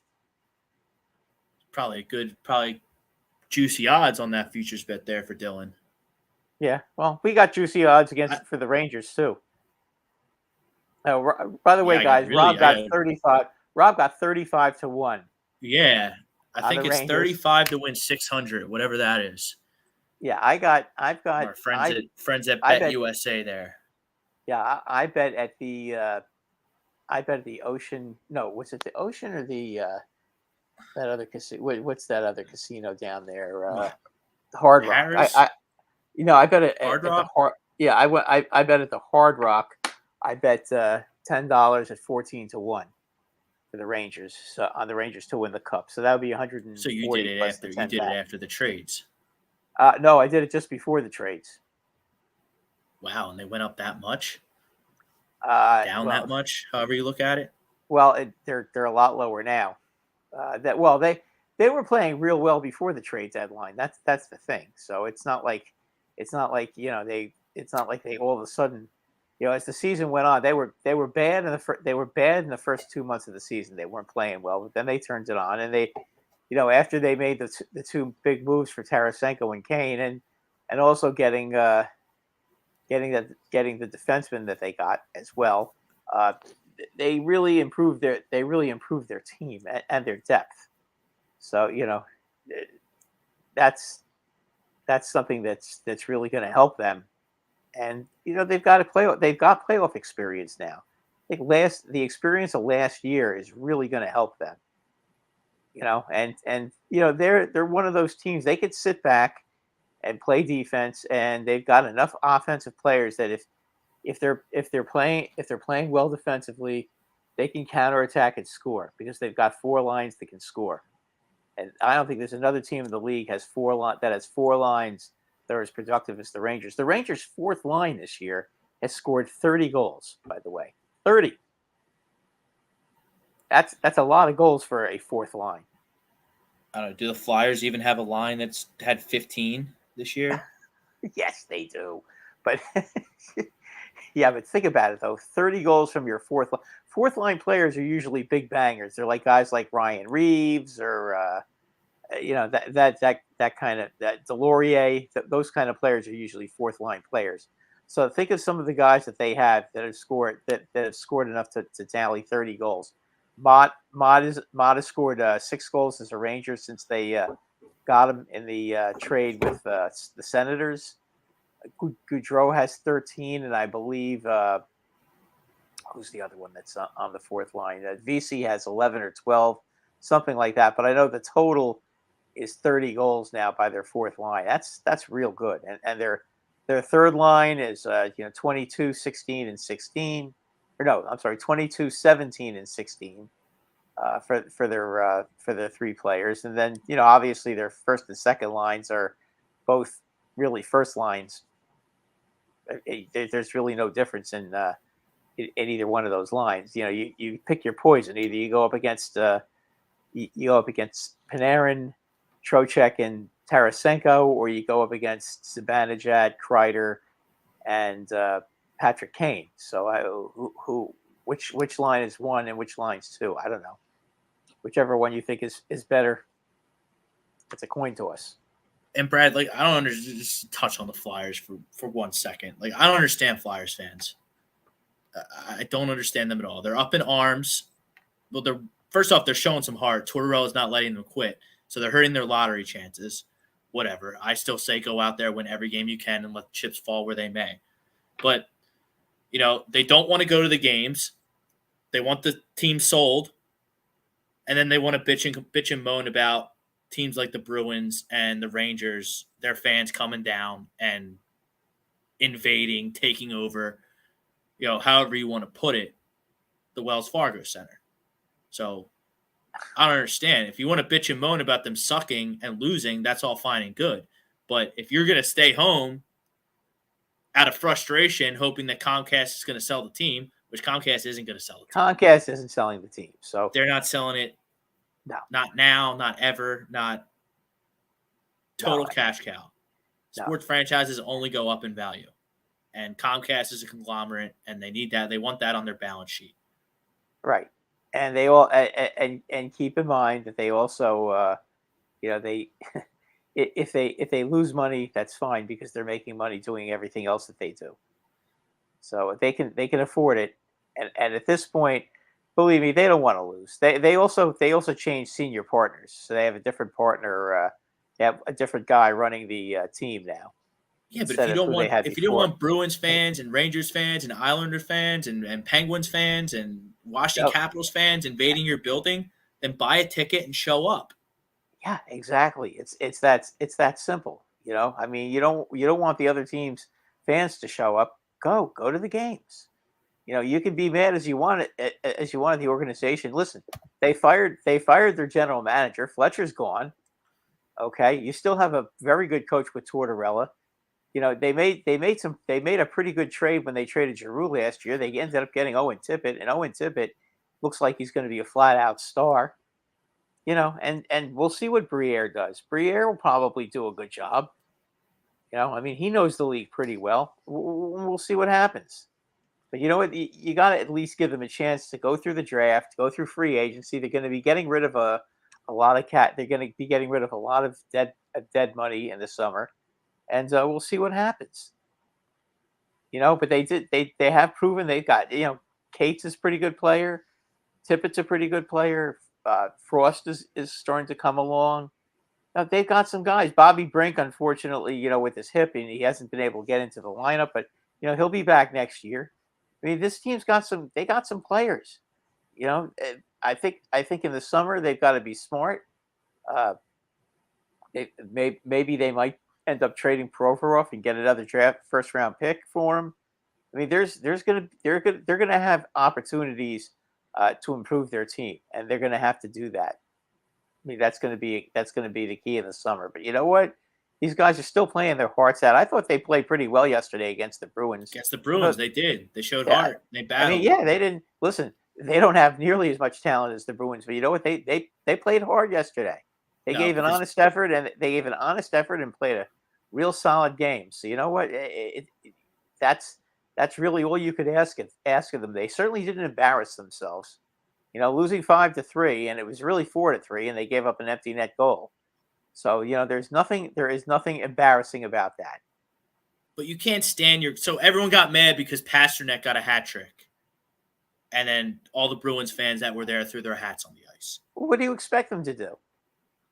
Then show up and go. Yeah, if you're at the game, there won't be anybody throwing stuff on the ice. Throwing hats. You won't have everybody yelling, "Let's go Rangers." I'll tell you what. If I was watching the Rangers against the Columbus Blue Jackets on when was it Friday night? I mean, that had to be embarrassing to the NHL to hear. Every time the Rangers scored, the fans were going crazy. It was Saturday night actually, but every time the Rangers scored, the fans were going crazy, and they're yelling, "Let's go Rangers" the whole game in Columbus. I mean, these fans all have to. The fan base has to show up. I mean, it's that simple. Go to the darn games. You know what? You could go online, and you can get tickets probably for half price now. If the tickets are available, you go.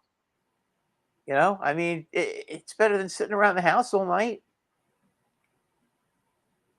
So I mean and I agree with you. I saw your comment today on Facebook, and you're absolutely right. come to the damn games. Stop Show up. complaining if you don't like Show it. up. You want the opposing team's fans to take over your stadium? Show up. Buy a ticket. Now, I know Flyers fans don't want to do that because they think that them not showing up is going to force Comcast to sell the team, which is ludicrous. They're not going to sell Comcast isn't going to. They're not going to sell the team. But if you're gonna protest and boycott and wear paper bags on your head and tank for Bedard and try and get the highest draft pick you can't have it both ways. It's like every time I hear. There's no guarantee if your team has a shit coach. There's no guarantee you're going to get Bedard no matter what you do. Even if you have the worst record in the league, you still only have a 25% chance to get him. And if you're the second worst team in the league, you have a 13% chance to get him. Those aren't exactly great odds. You know, I mean, it's not. It doesn't necessarily happen that way. Is Bedard that good, Brad? Yeah, he is. He's going to be the next Austin Matthews for sure. So what? He's going to be he's going to get drafted and go right into the NHL. Yes, he definitely will. I don't think he's a lot better than Shane. Shane Wright, boy, what a disappointment he was. All we ever heard last year was his name being bandied about. He ended up, being the 5th pick in the draft, and he spent most of his season in the minors. And when he came to the NHL, he stunk and pouted like a baby. And he didn't like the fact that everybody was hitting him. But it's this is the NHL. This is what they do. If you don't like getting hit, too bad. And listen, Jack Hughes didn't exactly come up, and he wasn't great his first season. He wasn't that great the second season either. Third year he got it, and now he's a superstar. Not too many guys just come up into the league and become great in their first season. But this guy looks like the real thing. But you know what? His team didn't go anywhere in the playoffs. I think they got eliminated last night. Bedard, the Regina lost last night, I think, and they're out of the playoffs. Well, I don't know anything about that, but there's a question from Ryan Swoop: is Bedard more of a scorer or a playmaker for a center? Both. So he's everything. Yes. Do you think there's going to be shenanigans when it comes to this draft lottery? So he doesn't have to play in Arizona or San Jose or. Oh, I think he's going to end up in Chicago. Right. I think they're gonna cheat and make sure he's in Chicago or Montreal. There's no way, and the only way he could end up in Arizona is if Gary Bettman is involved cheating. That's the only way that's going to happen, because that would be a disgrace. Because Arizona shouldn't even have a team. The only reason they have a team is because Bettman insists, because they're a big market. He insists on them having a team. Meanwhile, nobody shows up. They don't even have their own stadium. No, I know. It's ridiculous. Just because they're the 4th largest city doesn't mean that they like hockey. They just don't like hockey in Arizona. They're not hockey fans. Where would you move them to? Houston. Where would you move them to? Houston. Yeah, Houston used to have the Arrows. That's where Gordie Howe and his kids used to play when they were in the WHA, and they used to sell out every game. I don't know why they didn't end up having a team in the NHL, but they didn't. But their farm team always seems to do very well with attendance. I think Houston is the logical place to go, or Kansas City. Kansas City has a 17,000 seat arena that's just waiting to be used. Now, to be honest with you, the real team the real place they should do is go back to Quebec City. I mean, I've even heard Atlanta, which would be a joke, but they really should go back to Quebec City. They had the Thrashers. Yeah, and the Flames. They're two-time losers. Twice. Two-time losers. They're two-time losers, and Bettman's actually considering Atlanta, and this is why Bettman is the worst commissioner in sports. That throws off geography, doesn't it? Well, if you put him in Atlanta, it throws off everything. It first of all, Atlanta's had their chance. Okay, come on. Twice they've had teams there, and twice they moved, and both times they had teams that were pretty darn good. Especially they had Ilya Kovalchuk for all them years. Yeah, he was a monster. Yeah, and they had some other guys. They had some other guys that were pretty darn good too on their team. I think they had who else did they have? They had Pat what's his name? Evander Kane, and they had the guy that they ended up trading to the Blackhawks. I can't remember his name now. Marian Hossa. They had him too. They had a lot of good He players got in in their trouble, team. didn't he? Didn't he kill someone when he was drunk driving or something? No, that Marian wasn't him. Hossa. No, that wasn't him. Um, you're. I know who you're thinking of. I just can't remember his name. But that was a guy. That was a guy in that city. And now Buffalo just tied up the Rangers 2-2. The Rangers just made a terrible giveaway in front of the net. So Buffalo is not going to go away so quickly. Again, Keandre Miller. Who else? I love Keandre Miller, but you know what? He makes more glaring, stupid plays than any play. I mean, oh my God, that's just ridiculous. He loses control of the puck in the Yeah, slot, and it ends up in the net. that's who it was. Good pull there by Ryan Swoop. Danny Heatley. Danny Heatley, yeah, that's who did that. Yeah. My apologies to Marian Hossa. Yeah, no, it was Danny Heatley. Just looking at the odds before we move on, talk some baseball before we get out of here. Dylan's Kings are 22-1, so get those bets in, Dylan, before they change. That's pretty juicy odds. Hockey Happy Hour, you said you've been talking up the Stars and the Knights. Yes. 14 and 15-1 to win the whole thing. Well, let's put it this way: they like them to come out of the West. Okay. So everyone's pretty much going to be on Boston. I mean, they're 3.5-1 to win the whole thing, and 2-1 to come out of the East. Logically, Boston should be the favorite. They deserve to be the favorite. But you know what? You never know. Things have a way of happening to teams that win that President's Trophy. That's beyond ridiculous. So we'll see what happens. Just remember, Tampa Bay had almost as many points as Boston, and they got knocked out in 4 straight. You know, Boston's not a young team, and when it comes to the playoffs, things are a little different. They're a very veteran team. We'll see. They one thing I will say about Boston, Rob, they made some incredible moves at the trade deadline. I mean, they got Bertuzzi off of they got Bertuzzi. They got Detroit, which was kind of like, what? Like, why did Detroit do that move? They got Garnett Hathaway as well. They got Ormsley, I think. What's that guy's name? They got that other guy from Washington. I can't remember his name right now, but they got that other guy from Washington. They made some real nice moves. Bertuzzi, though, was a really good one because Bertuzzi was floundering in Detroit. He comes to Boston, and now he's playing great. So funny how that works, right? Orlov. It was Dmitry Orlov. They got him, and I mean those guys are all Bruin type players, so they fit in like a glove. Bruins are going to be the team to beat, no question. I mean, anybody who doesn't understand that and realize that is just kidding themselves. But all we can do is hope that they choke in the playoffs.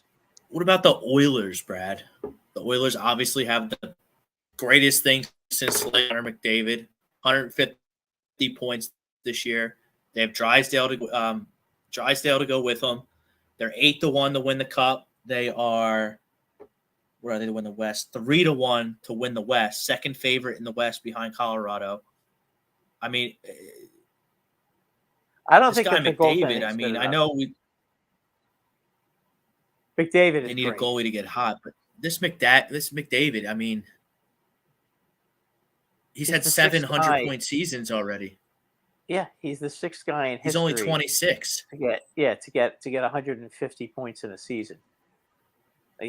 Now he's in rarefied air because now he's in the last 2 guys that got 150 points in a season were Mario Lemieux and Wayne Gretzky, and Doug Gilmour did it once.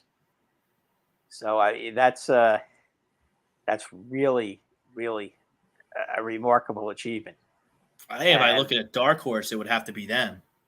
But I mean, 8-1 and 3-1 to come out of the conference. I mean, that's not. I don't really classify it as a dark horse. They're the second favorite. They're still in the West. They're still not a good enough. To me, they're not a good enough defensive team. to get past a team like Dallas or Colorado. You got to be able to you win. You get to the playoffs and win with offense, but to win a Stanley Cup, you have to be able to defend and have good goaltending. And I don't think that their defense and their goaltending are good enough right now.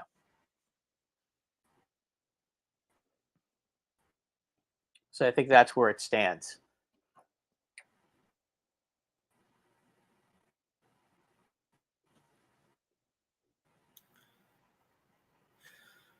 All right, Brad. Phillies game.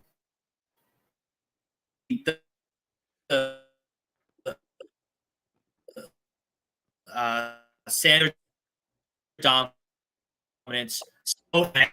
And Alcantara on the Marlins. Sandy Alcantara.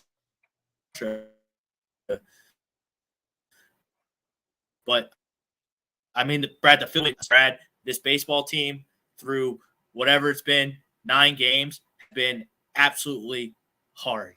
And it's early, so it doesn't mean they can't turn it around. But the mental errors, the lack of sharpness, the lack of doing things, the little things right to win baseball games hasn't been there. Hasn't been there. I mean, they've blown 3 games already just base running. For whatever reason, this team just does not listen to their third base coach, and they go rogue and they make wrong decisions time after time. They haven't fielded great. They're striking out way too much. This is not a good baseball team right now. Long way to go, but this is not a good baseball team right now. And hopefully this win against the Miami Marlins, 15-3, can propel them into what everyone thought that this team was going to be. Sandy Alcantara, 4 hits, 9 earned runs. Phillies 4-6 on the season. But, I mean, Brad, you can't throw away baseball games in a division that's going to be this competitive. With the base runnings, the New York Yankees, they threw a game away there, potentially, base running. They threw the game away yesterday with base running.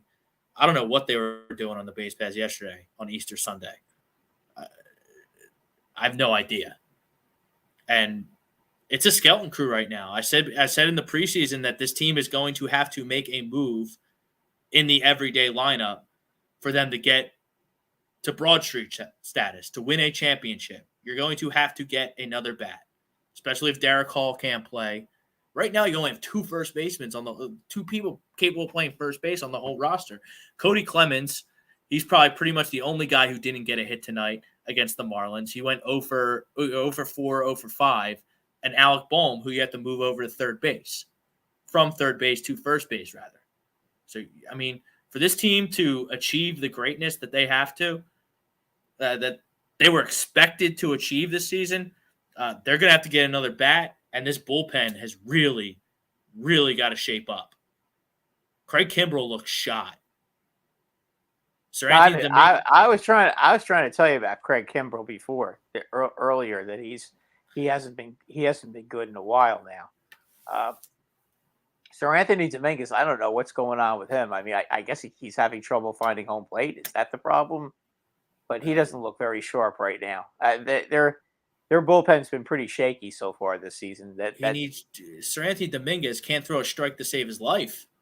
Yeah, he's got to be the closer. Rob, he's got Aroldis Chapman syndrome, where home plate has become a mystery for him. And that Brad, I'm starting to think that he's not closer mentality. Stuff wise, he is, but his mentality shutting down and then shutting opposing teams down in the 9th, it's just not there. Seems like he's much better, much more comfortable, much better suited to get those high leverage outs in the 7th and 8th inning. Well, some guys are like that, for whatever reason. Some guys can't handle the 9th inning.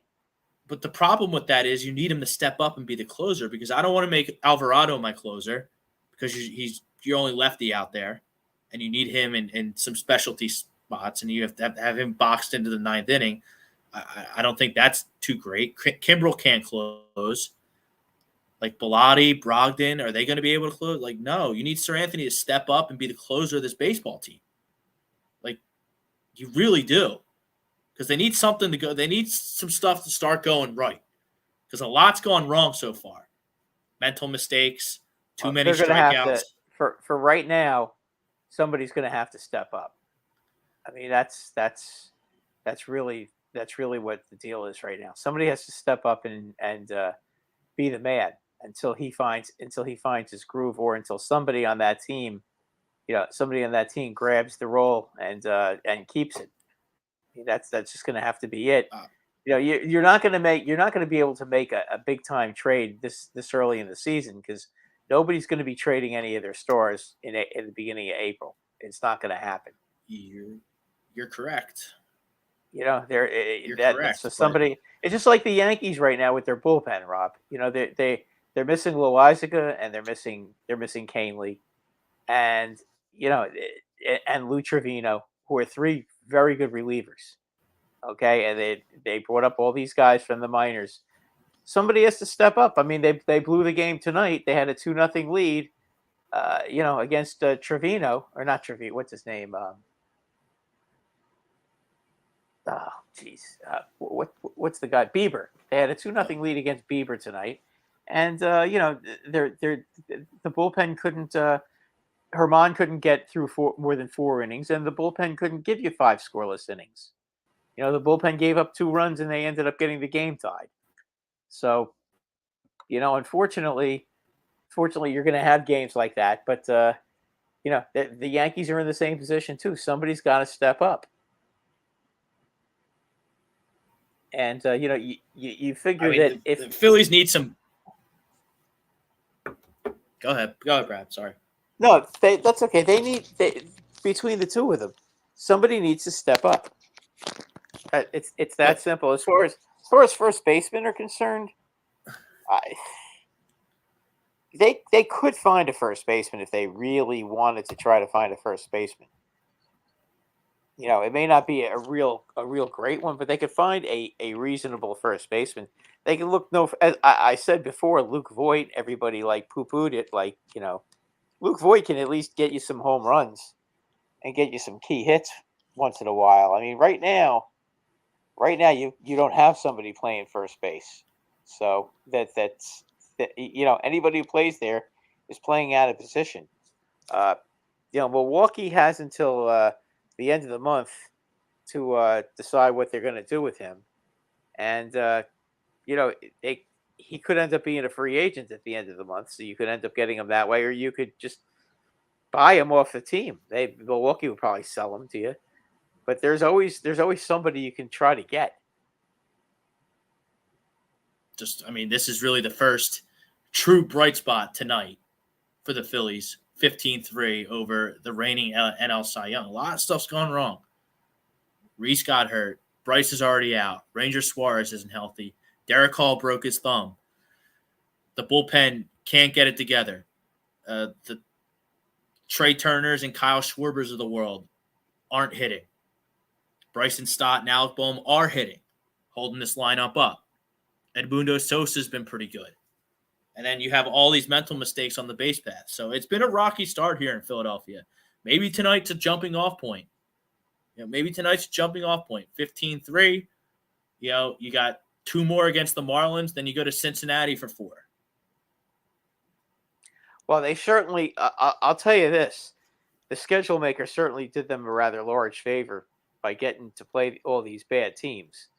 So you would think that they would be able to at least get themselves back on track record-wise by playing all these bad teams, because they're going to win most. They should win most of these games. I mean, I'd be really surprised if they didn't. So that they've got to basically do kind of what Tampa Bay has done, Rob. Beat the teams you're supposed to beat. The Rays won again tonight, Brad. 10-0, Tampa Bay. I believe Thomas Arnone was the only A2D staff member to select the Rays to represent the American League in the World Series. So he's off to a good start. Now, you do have to take it with a grain of salt. They played absolutely nobody. I get it. Who are they playing now? Boston. So they beat Boston tonight. Okay. Well, Boston at least Boston scores. Boston is not a bad team, so I'm okay with that. You know, Boston's hitting. Boston can hit. Yeah. Oh, yeah. I told you they were going to hit. Yeah, I didn't believe you. Yeah, they always listen. They always hit for whatever it is. Whatever it is, they can always find hitters. That's not their problem. They have no pitching. We got the nightcap tonight. I got the Nationals over the Angels, and the Dodgers over the Giants. It's my plays tonight. Okay. Yankees. They I love did blow that game. I love. By the way, they did blow that game, huh? To the Guardians. I like the Mariners and I like the Arizona Diamondbacks tonight.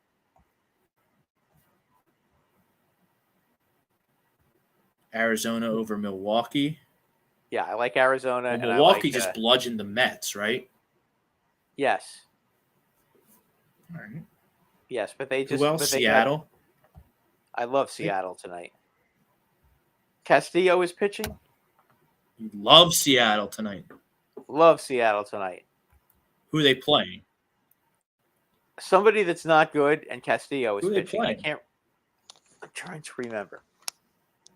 Let me take a look. Because I was looking they're at not work. off? They might play tomorrow. Wait a minute. Let me MLB. Okay. Well, they're down 2-1. They're down 2-1 at the top of the eighth. I loved Seattle today against the Cubs, and let's see, who's the other one that I? Oh, the Arizona Diamondbacks. I love them too. Gallen is pitching tonight against the Brewers. Yeah, I saw our buddy. Our buddy His name Buddy Zach White. Gallen. Yeah, Buddy's cousin Zach Gallen. All right. So I kind of like those I'll two. nibble on it with you. I mean, I like the Mariners too. I didn't know what the score was, but I like them against the Cubs. I mean, how can you not like Luis Castillo against the Cubs? He's I pretty mean, good. I know it's in Wrigley, but still.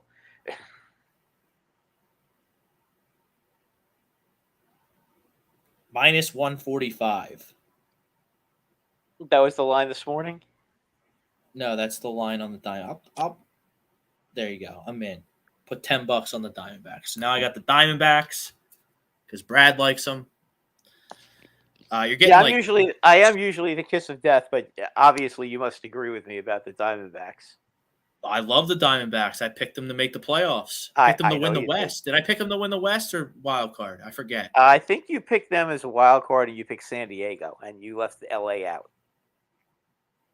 I did leave LA out. Yes, you left LA. I don't like the Dodgers. Yeah, you sent LA out into the blustery cold, which is fine with me. The Nationals, you're getting like 2.5 to 1 on your money. The Nationals. Corbin versus, it's Corbin versus Suarez. Oh, that's the Angels. I really considered. I like the high total. I like betting dogs with high totals. Yeah, I really considered tens is about as high as you can get without the game being at Coors Field. Yeah. So and then who else did I say I had? Oh, I have your boy Urias is pitching against the Giants. That should be a win then. I mean, Logan Webb's pitching for the Giants, but the Dodgers are just a far superior team to the Giants. Yeah, I don't think the Giants have much of anything. Yeah, I don't like the Giants at all. I don't think they're a good offensive team. Orioles won again, 5-5. I think these are all yesterday's. A lot of crooked numbers up there today. Rays got it done 1-0. 1-0. 1-0. I mean, that's pretty good by their pitching staff to hold Boston to 1 run. They've been smacking the ball around. Well, listen, the Rays have been playing very well, albeit against bad teams. But you know what? You still have to win the games, and the other team gets paid too. So they're 2-3-4 in their lineup. It's just absolutely raking right now. Brandon Oh, the Lowe, Rays? Rosarina, and Wander Franco. Hopefully he can Yeah. stay healthy because he's a prodigy. Oh, Rays yeah. have also Franco, yeah. He's seven, Brad, 7 of the Rays' 10 wins have come at home. So, I mean, they're playing cupcakes, a lot of them at home, and then they're getting it done. They're still winning all the games, though. I mean, when you win every single game, I mean, you could. Your team is a perfect example of it's not easy to win every single game, even if you're playing against bad teams. I mean, usually it ends up being usually when you play a bad team, usually you win 2 out of 3, especially early in the season. It's hard to sweep series early in the season. Don 19, breaking news from the NFL. Former coach Cliff Kingsbury is the new QB coach at USC. Back in college football where he belongs, huh? That'll probably work out. He'll probably get a job out of that, a head coaching job at the collegiate level out of that, because he's coaching Caleb. He's coaching Caleb Williams, and Caleb Williams is a second coming, no matter depending on who you talk to. We touched on it at the top of the show. Real quick, couple NFL notes before we get out of here. Odell Beckham Jr., $15 million guaranteed from the Baltimore Ravens. Way too much money. Only assumption I can make with this is their last-ditch effort to get Lamar Jackson to sign with them. I would agree with you there. And I think I'm glad the Giants didn't spend that kind of money to bring him in. It wouldn't make a difference for them. I just don't trust him staying healthy. That's my problem with him. Nothing else. It has nothing to do with his ability, and it has nothing to do with his attitude. I just don't trust that he can stay healthy. That's the only reason I didn't want the Giants to bring him in for that kind of money. And now you got the Ravens sitting there desperately trying to lure Lamar Jackson back to Baltimore by paying Odell Beckham Jr. They signed Nelson Aguilar, too, who's a decent enough player. They have a good running game. So, I mean, the only way this signing makes sense for the Ravens is if Lamar Jackson signs up. Yeah, I would agree with you. I mean, I get you can't give these guys a blank check. And the Browns really screwed everything up by giving Deshaun Watson all that money guaranteed. But I mean, if you have a quarterback in your building, the caliber of Lamar Jackson, like, you can't let him leave. No, you can't. That would be, that's you just can't do that. Like, the Eagles' season starts next year, at least from my standpoint, at the NFC Championship game. Every year that Jalen Hurts is your starting quarterback, I expect the Philadelphia Eagles to go to the NFC Championship game. There's multiple factors that factor into that. Like, they're the inferior conference right now. They have a lot of pieces around them. They haven't paid them, at least yet, the big contract. But every year that Jalen Hurts is the quarterback of the Philadelphia Eagles, I fully expect the Eagles to be a step away from the NFC Championship game. If the Eagles don't make the NFC Championship game or don't make the NFC Championship game any season that Jalen Hurts is the quarterback, that's a failure. That's a disappointing season. I can forgive you over time for losing an NFC title game, but you got to get there if you have a franchise quarterback. The whole point of the NFL is to find a franchise quarterback and have him be the face of your franchise on and off the field for 5, 6, 7, 10 years. The Ravens did that. They didn't even have to use high draft capital to do it. They traded with the Eagles to get him. I think Lamar Jackson was the last pick in the first round when he came out. And then, so shame on them for not letting this go on as long as it has without signing him. I mean, we get on Lamar Jackson a lot for not having an agent, and I think it has hurt him here. But a player the caliber of Lamar Jackson shouldn't need an agent. It should be elementary. Yeah, I agree with you. I want this. Ravens are off on that. You meet in the middle, and you're in Baltimore contending, at least to a degree. AFC is a lot harder. Having your mother be your agent is not the way to go about doing things. But like, and also shame on everyone else for not jumping into the Lamar Jackson sweepstakes. Commanders, playoff team with Lamar Jackson. Atlanta, a playoff team with Lamar Jackson.